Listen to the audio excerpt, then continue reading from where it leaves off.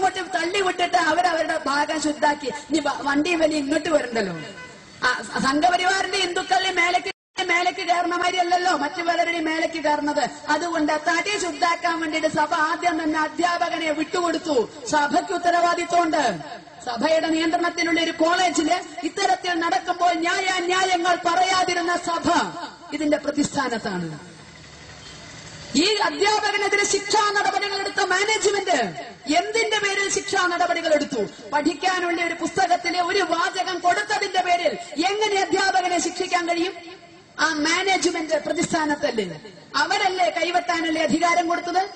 കേട്ടത് പാതി കേൾക്കാത്തത് പാതി അധ്യാപകൻ ചെയ്തത് തെറ്റാണ്, അധ്യാപകൻ മണ്ടനാണ്, ഞങ്ങളിത് വകവെച്ചു കൊടുക്കില്ല എന്ന് പറഞ്ഞ മിസ്റ്റർ MA ബേബി വിദ്യാഭ്യാസ മന്ത്രി കൈവെട്ടാനുള്ള സന്ദേശമല്ലേ കൊടുത്തത്?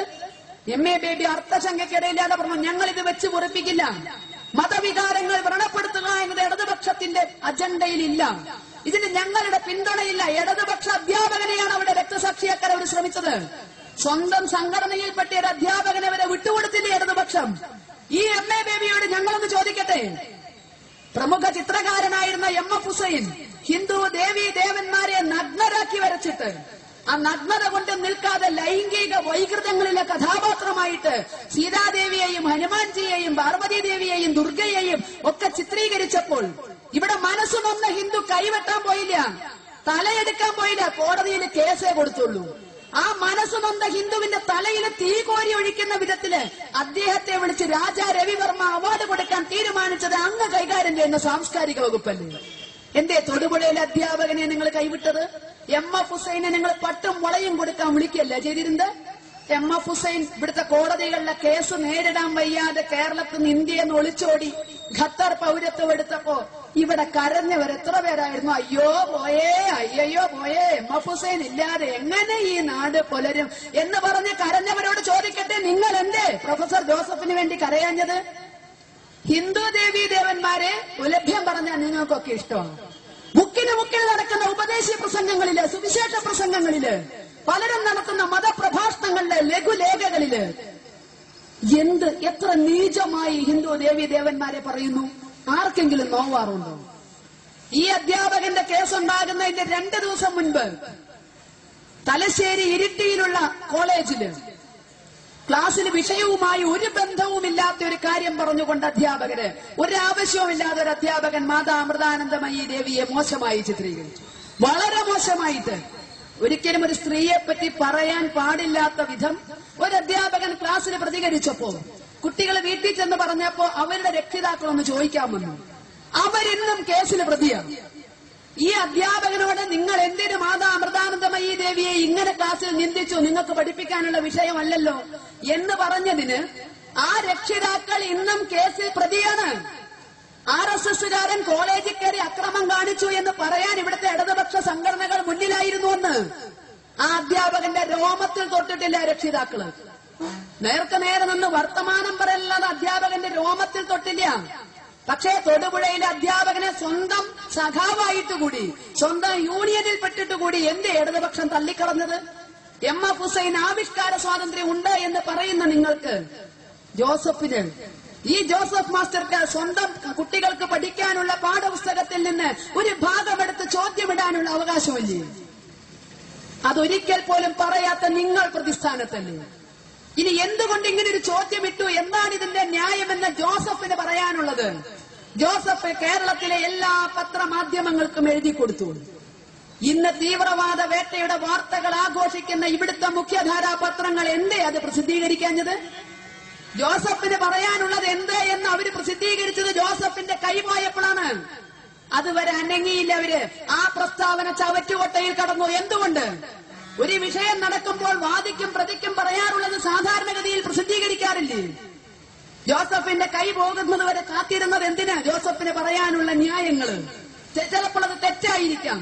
ആ തെറ്റാണെങ്കിൽ കൂടി അത് പ്രസിദ്ധീകരിക്കാനുള്ള ബാധ്യത ഇവിടുത്തെ പത്രങ്ങൾക്കുണ്ടായിരുന്നില്ലേ? ആ ബാധ്യത നിറവേറ്റാത്ത മാധ്യമങ്ങൾ പ്രതിസ്ഥാനത്താണ്.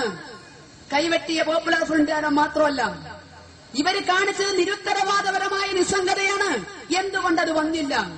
അവിടെ ഒരു പിടി മുസ്ലിം ചെറുപ്പക്കാര് ഇവൻ എന്തോ വലിയ കൊടിയ പാപിയാണ് എന്ന് ചിന്തിച്ചെങ്കിൽ നിങ്ങൾ ചിന്തിപ്പിച്ചതാണ്, കൈ വെട്ടിപ്പിച്ചതാണ്. ഇനി അതിനും അപ്പുറം ഇവിടുത്തെ ആഭ്യന്തര വകുപ്പ് ഒരു കൊടും ക്രിമിനലിനെ എന്ന പോലെയല്ലേ ജോസഫിനെ കൈകാര്യം ചെയ്തത്? ഇവിടെ വിദേശ മിഷണറിമാര് വിസ പോലുമില്ലാതെ കേരളത്തിന്റെ മണ്ണിൽ വന്ന ഹിന്ദു ദേവീ ദേവന്മാർക്കെതിരെ പുലഭ്യം പറയുമ്പോ ഹിന്ദു ഐക്യവേദിയോ സംഘപരിവാറോ തടഞ്ഞാൽ കേസ് സംഘപരിവാറിന് ഹിന്ദു ഐക്യവേദിക്കുക. പണ്ടൊരു കൂപ്പറ എന്ന് പറഞ്ഞൊരു കോപ്പൻ മകരവിളക്ക് ദിവസം വന്നിട്ട് അയ്യപ്പസ്വാമിയെ പറ്റിയിട്ട് ഒരു പിടി പാവങ്ങളെ വിളിച്ചിരുത്തി മോശമായി ചിത്രീകരിച്ചപ്പോ അവര് സാമാന്യം ഒന്ന് പെരുമാറി. കൂപ്പറുടെ കയ്യിന്റെ വിരലിന് എവിടെ ഒരു ഒടിവ് പറ്റി. പത്രങ്ങൾ ആഘോഷിച്ചില്ലേ സംഘപരിവാറിന്റെ അക്രമത്തെ പറ്റിയിട്ട്? കൂപ്പറെ രാഖി രാമാനം വിടുന്നത് പ്ലെയിൻ കയറ്റി വിട്ടു. കൂപ്പർക്ക് വിസ പോലും ഉണ്ടായിരുന്നില്ല. എന്തേ കൂപ്പർക്കെതിരെ കേസ് വരാതെ ഹിന്ദു ഐക്യവേദിക്കെതിരെ കേസ് വന്നത്? ഇപ്പോൾ അവസാനം ഒരു ബെർണാഡ് വിസ പോലുമില്ലാതെ തിരുവനന്തപുരത്ത് വന്നിട്ട് പോലീസ് ഓഫീസേഴ്സിന്റെ പിൻബലത്തോടു കൂടിയായിരുന്നു അവിടെ സുവിശേഷ മഹായോഗം നടത്തിയത്. അദ്ദേഹത്തിന് വിസയില്ല. മതപരമായ കാര്യങ്ങൾ നടത്താനുള്ള വിസ അദ്ദേഹത്തിനില്ല. അദ്ദേഹം അത് നടത്തരുത് എന്ന് ഡിപ്പാർട്ട്മെന്റിന്റെ നിർദ്ദേശമുണ്ടായിട്ടുകൂടി ഉന്നത പോലീസ് ഉദ്യോഗസ്ഥനായിരുന്നു അത് നടത്താൻ അവിടെ കോപ്പുകൂട്ടിയത്. അവിടേക്ക് ആഞ്ഞു കയറി ചെന്ന ഹിന്ദു ഐക്യവേദിക്കാരൻ അത് നടത്താൻ പാടില്ല എന്ന് ആക്രോശിച്ചപ്പോൾ ഇന്നും കേസും കൂട്ടമായിട്ട് നടക്കുക. വിസയില്ലാതെ വന്ന ബർണാഡിനെതിരെ കേസില്ല. വിസയില്ലാതെ വന്ന ബർണാഡിനെതിരെ കേസില്ല. ചെന്നെതിർത്ത ഹിന്ദു ഐക്യവേദിക്കാരനെതിരെ കേസുണ്ട്. അപ്പൊ ഇവിടെ ആഭ്യന്തര വകുപ്പിനോടൊന്ന് ചോദിക്കട്ടെ, ജോസഫ് ചെയ്തത് തെറ്റാണെങ്കിൽ നിങ്ങൾക്ക് ക്രിമിനൽ കുറ്റമാണെങ്കിൽ അന്വേഷിക്കാം. പക്ഷേ അതിന്റെ പേരിൽ തൊടുപുഴയിൽ ഇസ്ലാമിക സംഘടനകൾ അഴിഞ്ഞാടിയപ്പോൾ നിങ്ങൾ എത്ര കേസ് രജിസ്റ്റർ ചെയ്തു? തൊടുപുഴ ശ്രീകൃഷ്ണസ്വാമി എന്ത് പിഴച്ചു ഈ ചോദ്യ പേപ്പറിൽ? ശ്രീകൃഷ്ണസ്വാമിയാണോ എഴുതിച്ചത് ജോസഫിനെ കൊണ്ട്? ശ്രീകൃഷ്ണസ്വാമി ക്ഷേത്രത്തിന്റെ വിളക്കുമാടവും ദീപസ്തംഭവും അതിന്റെ മുകളിൽ കയറി തമ്മാടിത്തരം കാണിക്കാൻ എന്ത് തെറ്റാ ആ ക്ഷേത്രം ചെയ്തത്? തൊടുപുഴയിൽ അക്ഷരാർത്ഥത്തിൽ മണിക്കൂറുകൾ അഴിഞ്ഞാടി. പോലീസ് എത്ര കേസ് രജിസ്റ്റർ ചെയ്തു? വിസയില്ലാതെ കേരളത്തിൽ വന്ന സുവിശേഷകരെ തടഞ്ഞതിന് ഹിന്ദു ഐക്യവേദിയുടെ പേരിലുള്ള കേസുകൾ, കേസ് നമ്പർ സഹിതം ഞാൻ പറഞ്ഞുതരാം എത്രയെത്ര കേസുകൾ. എന്തേ ഇവിടെ കേസില്ലാത്ത? തൊടുപുഴയിൽ അഴിഞ്ഞാടിയവർക്കെതിരെ കേസില്ലാത്തത് എന്ത്? ഇത് കൊടുക്കുന്ന സന്ദേശം എന്താ? ഞങ്ങൾക്ക് ഇവിടെ എന്തും ചെയ്യാം, ഞങ്ങൾ സ്പെഷ്യൽ കാറ്റഗറിയാണ്, ഞങ്ങൾക്ക് എന്തും ചെയ്യാം, ഞങ്ങളെ ആരും ഒന്നും ചെയ്യാൻ പാടില്ല. ഈ സന്ദേശം ആരാ കൊടുത്തത്? ആഭ്യന്തര വകുപ്പിന് പങ്കില്ലേ? അല്ലെങ്കിൽ ആ അഴിഞ്ഞാടിയതിനെതിരെ മാനേജ്മെന്റ് ഇദ്ദേഹത്തെ സസ്പെൻഡ് ചെയ്തു, യൂണിവേഴ്സിറ്റി അന്വേഷണം പ്രഖ്യാപിച്ചു, സർക്കാർ ഇറങ്ങി പോലീസ് കേസ് രജിസ്റ്റർ ചെയ്തു. ഇതിനപ്പുറം ഇതിന് എന്ത് വേണമായിരുന്നു? കൊല്ലണമായിരുന്നു. എന്തിന്റെ പേരിൽ അഴിഞ്ഞാടിയത്? ഈ 4 കാര്യങ്ങളും ജോസഫ് ചെയ്തത് തെറ്റാണെങ്കിൽ ഈ 4 കാര്യവും കൂടെ നടന്നു. മാനേജ്മെന്റ് സസ്പെൻഡ് ചെയ്തു, ഡിപ്പാർട്ട്മെന്റ് തല അന്വേഷണം വന്നു, പോലീസ് കേസ് രജിസ്റ്റർ ചെയ്തു. ഇതിനും അപ്പുറം അഴിഞ്ഞാടിയ ഇസ്ലാമിക സംഘടനകൾ ആവശ്യപ്പെട്ടതെന്താ? അദ്ദേഹത്തിന്റെ ജീവനും. ഉള്ള ഒരു പുസ്തകത്തിൽ നിന്ന് 4 വരി എടുത്തെഴുതിയതിന് അദ്ദേഹത്തിന്റെ ജീവനാണ് ആവശ്യപ്പെടുന്നതെങ്കിൽ ഇത് നൽകുന്ന സന്ദേശം എന്താ? അപ്പോ ഉത്തരവാദികൾ അവര് കൂടിയല്ലേ, ആഭ്യന്തര വകുപ്പ് കൂടിയല്ലേ. ഇനി മറ്റൊന്നുകൂടി, ഈ പാവം പ്രൊഫസർ ഒളിവിപ്പോയപ്പോ അദ്ദേഹത്തിന്റെ മകനെ അറസ്റ്റ് ചെയ്യാൻ ഏത് നിയമം? ഇവിടുത്തെ ഇന്ത്യൻ പീനൽ കോഡിന്റെ ഏത് നിയമത്തിന്റെ ബലത്തിലാണ് പ്രതിയായ അച്ഛന്റെ മകനെ അറസ്റ്റ് ചെയ്തത്? അറസ്റ്റ് ചെയ്ത് പീഡിപ്പിച്ചു ആ കുട്ടിയെ. ജോസഫിന്റെ മകനെ അറസ്റ്റ് ചെയ്ത് പീഡിപ്പിച്ചപ്പോൾ എവിടെയായിരുന്നു ഇവിടുത്തെ മനുഷ്യാവകാശക്കാര്? അച്ഛൻ തെറ്റ് ചെയ്തിരുന്നെങ്കിൽ മകൻ എന്തു വിളിച്ചു? മകനെ കൊണ്ടുപോയി കൊല്ലാക്കൊല ചെയ്തപ്പോൾ അനങ്ങിയില്ല ഇവിടുത്തെ മനുഷ്യാവകാശക്കാര്. 700 ക്രിമിനൽ കേസിൽ പ്രതിയായ സൊറാബുദ്ദീന് വേണ്ടിയിട്ട് കരയുന്ന മനുഷ്യാവകാശക്കാര്, മദനിക്ക് വേണ്ടി നിരങ്ങുന്ന മനുഷ്യാവകാശക്കാര് അനങ്ങിയില്ല. പ്രതിയുടെ മകനെ പിടിച്ചുകൊണ്ടുപോയി കൊല്ലാക്കൊല ചെയ്തപ്പോ ഈ മനുഷ്യാവകാശക്കാർ ഈ കേസിൽ പ്രതിയല്ലേ? കൈവെട്ടട എന്ന് പറഞ്ഞ ഈ കേസില് പ്രതിയല്ലേ അവര്? അവരുടെ മൗനം, അവരുടെ നിസ്സംഗത കാരണമായിട്ടില്ലേ ഇത്തരത്തിലൊരു കൈവെട്ടാന്? ഇനി അവിടം കൊണ്ടും ഇത് അവസാനിച്ചില്ല. ഈ മകനെ ഇത്തരത്തിൽ പീഡിപ്പിച്ചപ്പോ അങ്ങനെ ഒരു നിയമം ഇവിടെ ഉണ്ടെങ്കിൽ ഇന്ന് ഈ കൈവെട്ട് കേസിൽ പിടികിട്ടാപ്പുള്ളികളുണ്ട്. 2 ആളെ പിടികിട്ടാപ്പുള്ളികളായിട്ട് പ്രഖ്യാപിച്ചിട്ടുണ്ട്. ജോസഫിന്റെ മകനെ അറസ്റ്റ് ചെയ്യാച്ചാൽ ഇവരാണെന്തോന്നും പേരൊന്നുമില്ലാതെ നൂലിക്കെട്ടി ദൈവം ഇറക്കിയാൽ അവരൊന്ന് വീടുകളിലെ ആളില്ലേ അറസ്റ്റ് ചെയ്യാൻ? ജോസഫിന്റെ മകനെ അറസ്റ്റ് ചെയ്തുവെങ്കിൽ എന്തേ ഈ പിടികിട്ടാപ്പുള്ളികളുടെ വീട്ടിൽ നിന്ന് ആരെയും അറസ്റ്റ് ചെയ്യാത്തത്? അപ്പൊ നിയമത്തിന് 2 വശം. അപ്പൊ ഇവിടുത്തെ ആഭ്യന്തര വകുപ്പ് ഉത്തരവാദിയാണ് ഈ കൈവെട്ടിനെ. കഴിഞ്ഞില്ല.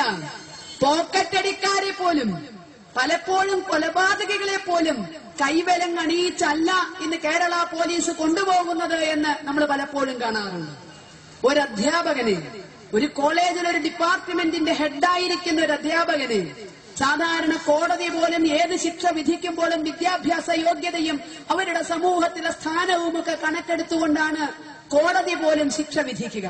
ഇത്രയും വിദ്യാഭ്യാസവും ആയിരക്കണക്കിന് ശിഷ്യഗണങ്ങളുമുള്ള ഒരു അധ്യാപകനെ കൈവലങ്ങ് വെച്ച് കൊണ്ടുപോയതിന്റെ പിന്നിലുള്ള മനഃശാസ്ത്രം എന്ത്? പോക്കറ്റടിക്കാരെ പോലും കൈവലങ്ങ് വെച്ച് കൊണ്ടുപോകാത്ത കേരളത്തില് എന്തേ ഈ അധ്യാപകന്റെ കയ്യിൽ കൈവലങ്ങ് വീണത്? അവിടെ നിങ്ങളൊരു സൂചന കൊടുക്കുകയായിരുന്നു, വെട്ട് ഈ കൈയെന്ന്. ഞങ്ങൾ വിലങ്ങിട്ട ഈ കയ്യെ നിങ്ങൾക്ക് വെട്ടാനുള്ളതാണ് എന്ന സന്ദേശം കൊടുത്തതിൽ കേരള ആഭ്യന്തര വകുപ്പിന്റെ പങ്ക് നിഷേധിക്കാൻ കഴിയില്ല. അപ്പൊ ഇവിടെയൊക്കെ തന്നെ തീവ്രവാദികളെക്കാൾ വളരെ നിരുത്തരവാദപരമായി ഒരുപാട് ആളുകൾ പ്രവർത്തിച്ചു എന്നതുകൊണ്ടാണ് ഇവിടെ ഇത്തരം ഒരു അവസ്ഥ ഇന്ന് കേരളത്തിന് രക്ഷപ്പെടാൻ കഴിയുമോ എന്ന് പോലും തോന്നുന്നത്. കേരളം വെള്ളരിക്കാ പട്ടണമായി മാറുന്നു. ഒരു ഇത്തിരിപ്പോന്ന മദനിയെ അറസ്റ്റ് ചെയ്യാൻ നമുക്ക് സാധിക്കുന്നില്ല. അൻവാറശ്ശേരി എന്താ പാകിസ്ഥാനാ? അൻവാറശ്ശേരിയെ ആർക്കായി? ഇതൊരു സൂചനയല്ലേ നമുക്ക് തരുന്നത്? ഇനി ആര് കേസിൽ പ്രതിയായാലും ഒരു 10-100 ആളെ കാശ് കൊടുത്തിട്ടായാലും അവിടെ കൊണ്ടു നിർത്തിയാൽ മതി. കരയാനോ ആത്മഹത്യാ ഭീഷണി മുഴക്കാനോ വെട്ടി തുണ്ടമാക്കുമെന്ന് പറയണ കാശ് കൊടുത്തപ്പോ എന്താ പറയാത്ത? 10-100 ആളെ കിട്ടാത്തവർ ഈ കേരളത്തിൽ ആരാവുള്ളൂ? ഇതൊരു സൂചനയാണോ? ബഹുമാനപ്പെട്ട ആഭ്യന്തര വകുപ്പിനോട് ഞങ്ങൾക്ക് ചോദിക്കാനുള്ളത്, ഇതൊരു സൂചനയാണോ? കേരളം കലങ്ങുന്ന റിപ്പോർട്ട് കൊടുത്തുന്നത്. ഇനി ഇതിൽ പരം എന്ത് കലങ്ങാനാ കേരളത്തിന്? അപ്പോ അൻവാറശ്ശേരി എന്നൊരു കുട്ടി പാകിസ്ഥാൻ ഇത് കേരളത്തിലെ നിയമത്തിനനുസരിച്ച് പ്രവർത്തിക്കുന്നതല്ലേ? ഇവിടെ കേരള പോലീസിന് ചെല്ലാൻ കഴിയാത്ത സ്ഥലം ഏതാ ഉള്ളത്? ചില ക്ഷേത്രങ്ങളിൽ കടന്നു കയറി ചെരുപ്പിട്ട് കടന്നു കയറി അകത്തേക്ക് കയറുന്ന പോലീസ് ഹേമാമാവരുള്ള നാടത്. കോട്ടക്കകത്ത് ആഞ്ജനേയ ക്ഷേത്രം പിടിച്ചു കൊടുക്കാൻ വരെ മുന്നിൽ നിൽക്കുന്നവരാ. ഒരു അവകാശവും ഇല്ല എങ്കിലും ഇവിടെ എന്തുകൊണ്ട് ഈ ഇത്തിരി പോന്ന ഈ അനാഥാലയത്തിന് പോലീസിന് കടന്നു ചെല്ലാൻ സാധിക്കുന്നില്ല? ഇനി ആ അനാഥാലയം പ്രവർത്തിക്കുന്നത് കേരളത്തിലെ നിയമങ്ങൾക്കനുസരിച്ചാണെങ്കിൽ ആ കുട്ടികളെ ജാമ്യ തടവുകാരാക്കിയിട്ട് ഇതുപോലുള്ള ക്രിമിനൽ നടപടികൾക്ക് കൂട്ടുനിൽക്കുമ്പോൾ ആ അനാഥാലയത്തിന്റെ അംഗീകാരം റദ്ദു ചെയ്യാൻ എന്തേ കേരളം മടിക്കുന്നു? ഈ കുട്ടികളെ ആരാന്റെ അമ്മ പെറ്റ മക്കളെ ജാമ്യ തടവുകാരാക്കാൻ അവകാശം കൊടുത്തു? അത് അംഗീകാരത്തോടുകൂടി പ്രവർത്തിക്കുന്ന അനാഥാലയമാണെങ്കിൽ, സർക്കാരിന്റെ നടപടികളിൽ ആത്മാർത്ഥതയുണ്ടെങ്കിൽ അതിന്റെ അംഗീകാരം തള്ളിക്കളയണ്ടേ? അവിടുത്തെ കുട്ടികളെ പിടിച്ചെടുത്ത് സർക്കാരിന്റെ ഏതെങ്കിലും സ്ഥാപനങ്ങളിലേക്ക് മാറ്റാനുള്ള സമയം അതിക്രമിച്ചില്ലേ? ഈ കുട്ടികൾക്ക് എന്തെങ്കിലും പറ്റിയാൽ ആരുത്തരം പറയും അതിന്? ഈ കുട്ടികളെ എന്തെങ്കിലും ചെയ്തുകൊണ്ട് സിമ്പതി വേവ് ഉണ്ടാക്കാൻ ശ്രമിക്കില്ല എന്ന് ഉറപ്പു പറയാൻ പറ്റുമോ? ഇത്തരം തെമ്മാടിത്തരത്തിന് പച്ചക്കൊടി കാട്ടുമ്പോൾ ജനങ്ങൾ ഉണർന്നല്ലേ പറ്റുള്ളൂ? ഒരു ഇത്തിരി പോന്ന സാമ്രാജ്യം ഇങ്ങനെ കെട്ടിപ്പൊക്കി സ്വന്തം കീഴിൽ വെക്കാൻ എവിടെ ഏത് നാട്ടിൽ ആരധികാരം കൊടുക്കും? ക്രിമിനലുകൾ ഓരോരുത്തരും ഇത്തരത്തിലുള്ള കോട്ടകൾ കെട്ടാൻ മഹാരാജാക്കന്മാര് കെട്ടുന്ന കോട്ടയായത്. കിടങ്ങും കോട്ടവാതിലുമായിട്ട് മദനി കേരളത്തിലെ മഹാരാജാവാണ്. കോട്ടയും കൊട്ടളവും കെട്ടി സംരക്ഷിക്കാൻ ആണെന്ന് ഇവിടുത്തെ ഇടത് വലത് കക്ഷികൾ ചിന്തിക്കുന്നു. ആണെന്ന് ഇവിടുത്തെ മനുഷ്യാവകാശക്കാര് പറഞ്ഞു. പാവം മദനിയിലെ 9 കൊല്ലം ജയിലിൽ കടന്നു, ഒരു കുറ്റവും ചെയ്യാണ്ട്. ഇനി ആദ്യം കൊണ്ടുപോകുക എന്ന് പറഞ്ഞാൽ കഷ്ടം കുറച്ച് കടുപ്പം തന്നെയാ ചെയ്യുന്നത്. ചോന്നാത്തവരാരാളുള്ളത്? പലരും പറയുന്നുണ്ട് അല്ലേ? സംഗതി സത്യം തന്നെ. ആ ചങ്ങായിനി എന്ത് കുറ്റം ചെയ്തു വെച്ചാലും ഒരു കുറ്റവും ചെയ്യാണ്ട് 9 കൊല്ലം കടന്നില്ല. ഇനി എന്തിനാ കൊണ്ടുപോകണമെന്നാണ്. 9 കൊല്ലം മദനി ജയിലിൽ കടന്നെങ്കിൽ അതിന് ഉത്തരവാദി മദനിയും PDPയും മാത്രമാണ്. ഇവിടുത്തെ നിയമവ്യവസ്ഥയല്ല, ഇവിടുത്തെ ആരുമല്ല. 9 വർഷക്കാലം വിചാരണ തടവുകാരനായി മദനി കടന്നിട്ടുണ്ടെങ്കിൽ അതുതന്നെയാണ് മദനിയുടെ വിളവും. കാരണം ആ കേസിൽ മദനിയെ ശിക്ഷിക്കാതിരിക്കാനുള്ള ഏക വഴി ഈ സിമ്പതി വേവാണ്. ഇത് അതിസമർത്ഥമായി മനസ്സിലാക്കിക്കൊണ്ട് തന്നെയാ 9 കൊല്ലം മദനി അവിടെ കിടന്നത്. പുതിയൊരു 10-15 കൊല്ലം കിടക്കണമെന്നായിരുന്നു. ഒരു 10-15 കൊല്ലം, കാരണം എന്നാ ബാക്കി കേസുകളും കൂടി അവിടെ നിന്ന് നടത്താം. ഒരു കുഴവ് എല്ലാവരും സിമ്പതി വേവ് അങ്ങനെ വരും. എന്തുകൊണ്ട്?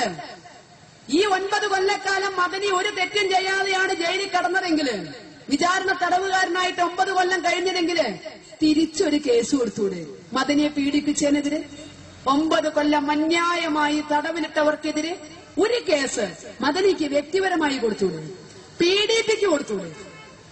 മദനിക്ക് വേണ്ടി ഒപ്പുവെച്ച 140 MLA-മാർക്ക് കൊടുത്തൂടെ? കാശില്ലെങ്കിൽ എന്തുവയ്ക്ക് വേണ്ടി തെണ്ടി പിരിച്ചു തരാം. നിങ്ങളൊരു കേസ് കൊടുത്തു. മദനിയെ 9 കൊല്ലക്കാലം പീഡിപ്പിച്ചത് തെറ്റാണ് എന്ന് പറഞ്ഞിട്ട് നിങ്ങളൊരു കേസ് കൊടുക്കുക.